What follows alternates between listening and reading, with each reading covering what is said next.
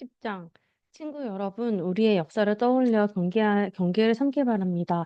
우리 조상들은 모두 하나님의 섭리로 구름의 인도를 받았고 기적적으로 바다를 건넜습니다. 모세가 그들을 종의 상태에서 구원으로 죽음에서 생명으로 이끌 때 그들은 우리가 세례를 받듯이 물속을 지나갔습니다. 그들은 모두 같은 음식을 먹고 같은 음식을 마셨습니다. 그것은 하나님께서 날마다 공급해 주신 식사였습니다. 그들은 바위 틈에서 솟아나는 물을 마셨습니다. 하나님께서 그들을 위해 마련하신 바위에서 솟아난 물은 그들이 있는 곳이면 어디에서나 그들과 함께 머물렀습니다. 그 바위는 다름이 아닌 그리스도였습니다. 그러나 하나님의 기적과 은혜를 경험한 것이 그들에게는 큰 의미가 없었던 것 같습니다.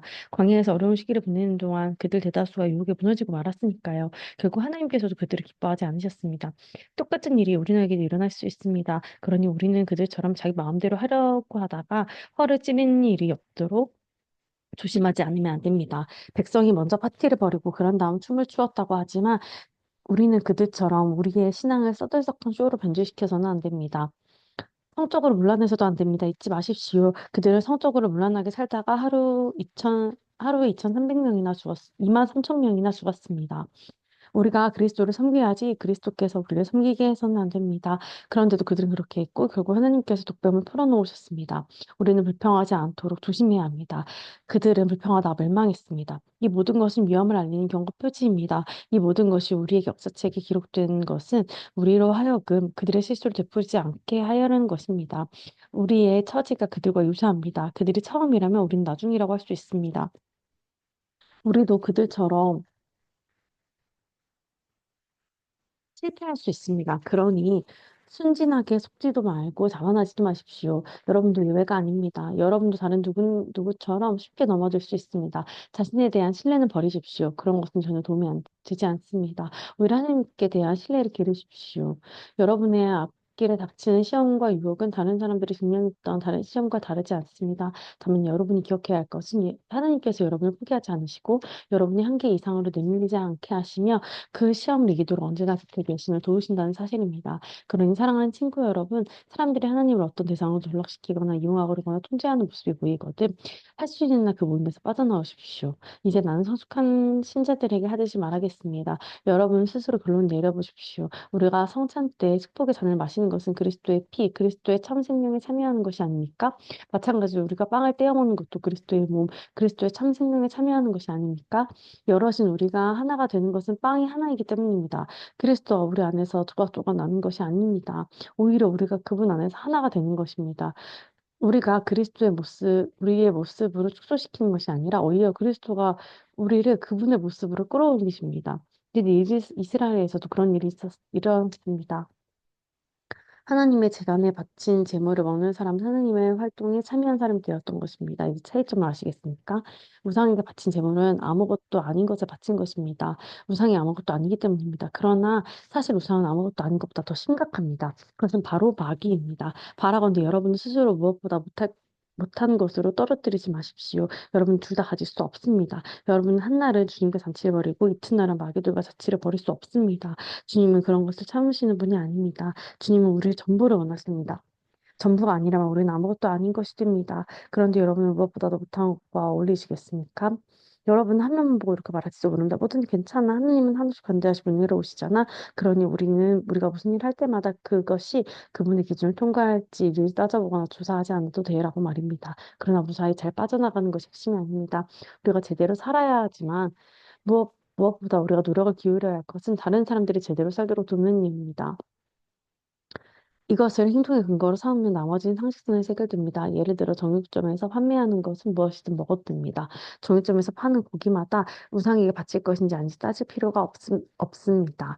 결국 땅과 거기서 난 모든 것이 하나님의 것이니까요. 정육점에서 판매하는 양의 다리도 땅에서 난 모든 것에 포함됩니다. 믿지 않는 사람이 초대한 저녁 식사에 여러분이 가고 싶다면 마음껏 즐기십시오. 여러분 앞에서 차려진 음식은 무엇이나 드십시오. 여러분을 초대한 사람에게 차려진 음식마다 윤리적으로 깨끗한 것인지 일일이 추궁하듯 묻는다면 그것은 예의에 어긋난 행위며 바람직한 영성도 아닙니다. 그러나 여러분들이 초대한 사람이 일부러 이것과 저것은 우상에게 바친 음식입니다 하고 말해주거든 그 음식을 먹지 않는 것이 좋습니다. 여러분은 그 음식이 어디에서 왔든지 개의치 않겠지만 여러분 초대한 사람 그렇지 않습니다. 여러분은 그 사람에게 여러분 예배한 분 관에 혼란스러운 메시지를 주어서는 안 되기 때문입니다. 이처럼 특별한 경우가 아니라면 나는 속 좁은 사람들이 하는 말을 마음 졸이며 신경 쓰지 않겠습니다. 난 마음 편히 처신하겠습니다. 마음이 넓으신 주님께서 어떻게 말씀하셨는지 알기 때문입니다. 내 앞에 차려진 음식을 먹으면서 수타에게 누는 것을 두고 하나님께 감사드린다며 그런 내가 어떻게 남이 하는 말을 두고 마음을 졸이겠습니까? 내가 그 음식에 대해 하나님께 감사드렸고 하나님께서 그 음식을 축복해 주셨는데 말입니다. 그러니 남들은 여러분들을 두고 뭐라고 말하든 신경 쓰지 말고 마음껏 드십시오. 결국 여러분이 음식을 먹는 것은 하나님의 영광을 위한 것이지 사람들을 기쁘게 하기 위해 먹는 것이 아닙니다. 무슨 일 하든지 그렇게 하십시오. 마음을 다하여 자유롭게 하나 하나님의 영광을 위해 하십시오. 그러나 여러분들의 자유는 지각 없이 행사하지 마십시오. 여러분만큼 자유롭지 못한 사람들의 감정을 상하게 하지 마십시오. 나는 이 모든 문제에서 모든 사람의 기분을 헤아리려고 최선을 다하고 있습니다. 여러분도 그렇게 하길 바랍니다. 11장. 여러분이 나를 기억하고 존중하여 내가 여러분에게 가르쳐준 믿음의 정통을 지키고 있다니 내 마음이 참 기쁩니다. 모든 실질적인 권한은 하나님께로부터 옵니다. 부부 관계에서 남편의 권위는 아내에게서 그리스도에게서 없고 아내의 권위는 남편에게서 온 것입니다. 그리스도의 권위는 하나님의 권위입니다. 그리스도의 권위를 존중하지 않으면서 하나님과 대화하거나 하나님에 대해 말하는 사람이 있다면 그는 그리스도의 명예를 수출시키는 자입니다. 마찬가지로 자기 남편의 권위를 존중하지 않으면서 하나님과 대화하는 아내가 있다면 그 아내는 자기 남편의 명예를 수출시키는 것은 물론이고 자기 명예까지 수출시키는 것입니다. 그것은 머리를 민 여자처럼 보기 흉한 모습입니다. 여자들이 예배 중에 머리 덮개를 쓰는 관습은 기본적으로 여기서 유래된 것입니다. 그러나 남자는 모자를 벗습니다. 여자와 남자는 너무도 빈번하게 머리를 맞대고 충돌하지만 그 같은 상징적인 행위를 통해 자신의 머리를 우리의 머리 대신 하나님께 복종시키는 것입니다. 그러나 여기서 남자와 여자의 차이를 너무 확대해서 해석하지는 마십시오. 남자는 여자나 누구든 혼자 힘을 쓸 수 없고 누가 먼저라고 할 수도 없습니다. 남자가 하나님의 아름답고 빛나는 형상을 반영하여 먼저 지어진 것은 사실이지만 그때 이후로 모든 남자는 여자에게서 나왔습니다. 사실 모든 것이 하나님께로부터 온 것이니 누가 먼저냐를 따지는 일은 이제 그만 둡시다. 여러분이 이 상징 속에서 무엇인가 강력한 것이 있으면 인정하지 않습니까? 여자의 아름다운 머리카락은 하나님께 경배하며 기도하는 천사를 생각나게 하고 경건한 마음으로 보잡아서 남자의 머리는 순종하는 가운데 기도하는 모습을 연상시키지 않습니까? 난 여러분이 이 문제로 논쟁을 그러지 않길 바랍니다. 하나님의 모든 교회는 이런 문제로 논쟁하지 않습니다. 난 여러분만 예외인 것처럼 고집피지 않길 바랍니다.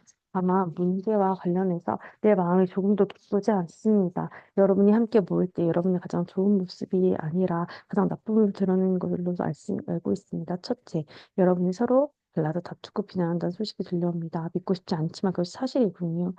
그 문제에 대해서 내가 할 수 있는 최선의 답변은 조사 과정에서 진실이 드러나고 가려진다는 것입니다. 또한 여러분이 예배를 드리러 와서도 서로 갈라진 채 있다고 하더군요. 한 자리에 모여서 하는 주님의 만찬을 나누기는커녕 오히려 밖에서 많은 음식을 가져와 돼지처럼 먹는 걸로 하더군요. 그래서 어떤 사람은 따돌림 당해 아무것도 먹지 못한 채 집으로 돌아가고 어떤 사람은 걷지 못할 정도로 술에 취해 실려가기까지 한다더군요. 믿을 수가 없습니다. 여러분에게 먹고 마실 집이 없습니까? 여러분 창피한 줄도 모르고 하나님의 교회를 모독하다니 어찌 된 일입니까? 여러분이 하나님의 가난한 사람을 모욕하다니 어찌 된 일인 것입니까? 난 여러분이 창피한 줄도 모른 채 그런 짓을 하려고 하면 믿고 싶지 않습니다. 그러나 이제 나는 말없이 두고 보지 않겠습니다. 주님의 만찬이 어떤 의미가 있고 그것이 왜 그토록 중요한지 다시 한번 정확히 말씀드리겠습니다. 이 가르침은 내가 주님께 직접 받아 여러분께 전한 것입니다. 주 예수께서 배반당하시던 그날 밤에 빵을 들어 잠사하신 후에 떼어주시며 이렇게 말씀하셨습니다. 이것은 너희를 위해 찢는 내 몸이다. 이것을 행하여 나를 기억하라. 저녁 식사 후에 잔을 들어 감사하시면 이렇게 말씀하셨습니다. 이 잔은 나의 피 너희와 맺는 새 언약이다. 너희는 이 잔을 마실 때마다 나를 기억하여라. 여러분들이 이것을 알아야 합니다. 여러분이 이 빵을 먹고 잔을 마실 때마다 여러분의 말과 행위는 주님의 죽으심으로 재현하는 것입니다. 여러분은 주님이 다시 오실 때까지 이 식사를 계속해서 되풀이해야 합니다. 익숙하다고 해서 주님의 만찬을 아껴서는 안 됩니다. 누구든지 불쏘는 마음으로 주님의 빵을 먹거나 주님의 잔을 마시는 사람은 주님이 죽으실 때까지 그분의 야유를 보내고 침을 뱉는 곤충과 같습니다.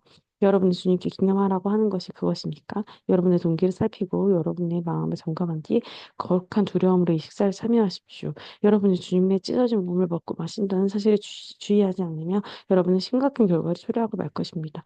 그래서 여러분 가운데 지금도 무력한 사람과 아픈 사람이 많고 죽은 사람이 많은 것입니다. 지금이라도 우리가 이 일을 바로잡지 않으면 나중에 주님께서 우리 일을 바로잡으실 것입니다.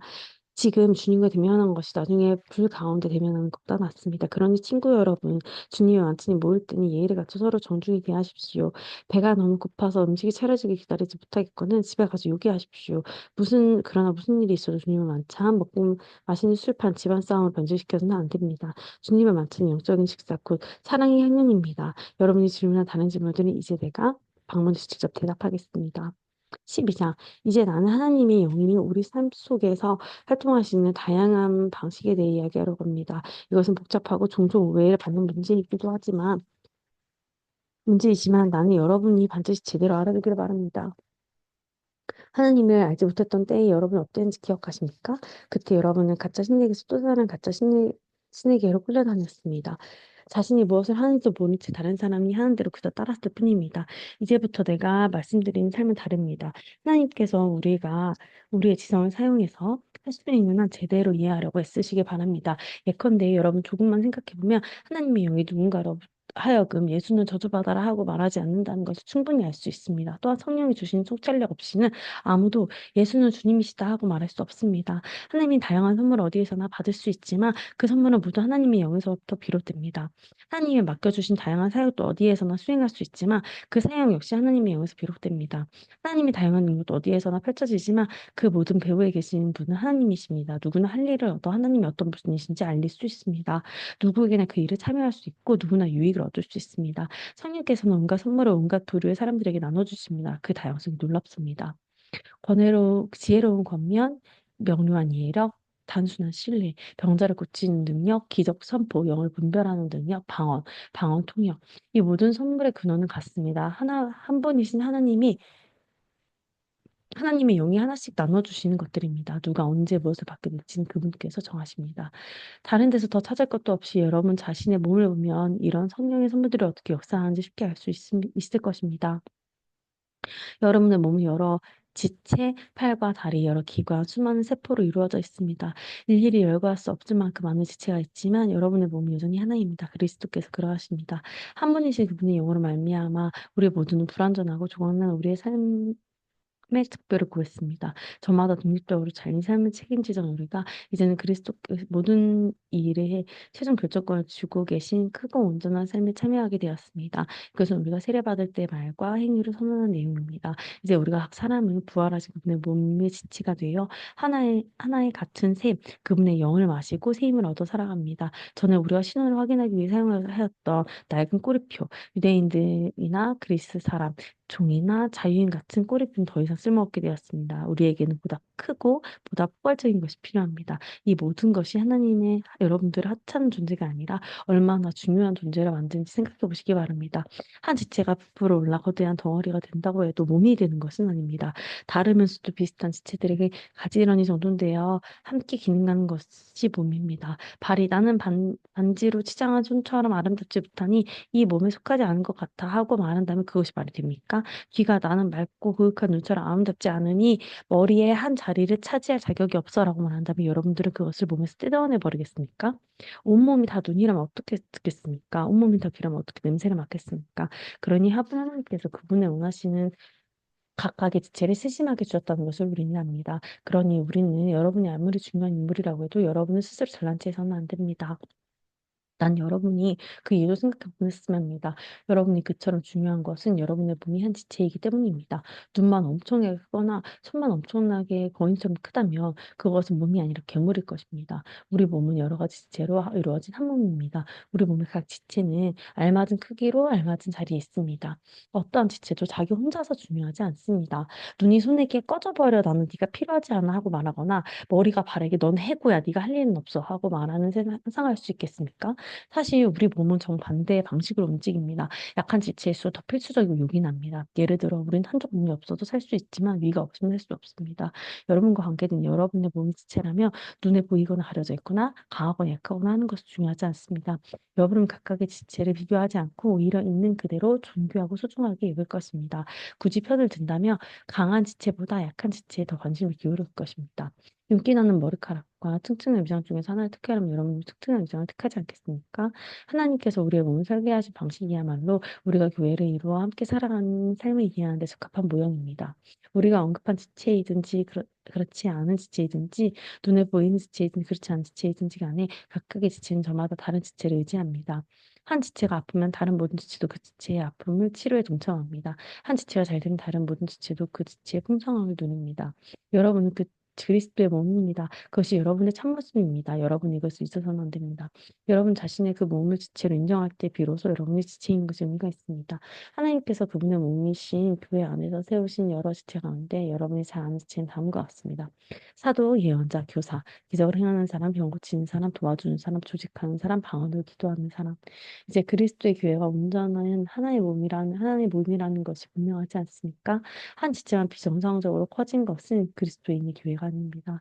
사도만 있는 교회, 예언자만 있는 교회, 기적을 행하는 사람만 있는 교회, 병 고치는 사람만 있는 교회, 방언으로 기도하는 사람만 있는 교회, 방언을 통역하는 사람만 있는 교회, 그런 교회는 그리스도의 교회가 아닙니다. 그런데도 여러분들 가운데 몇몇 사람은 이른바 중요한 지체가 되겠다고 계속 경쟁하더군요. 그러나 나는 이제 여러분에게 훨씬 나은 길을 제시하려고 합니다. 아멘.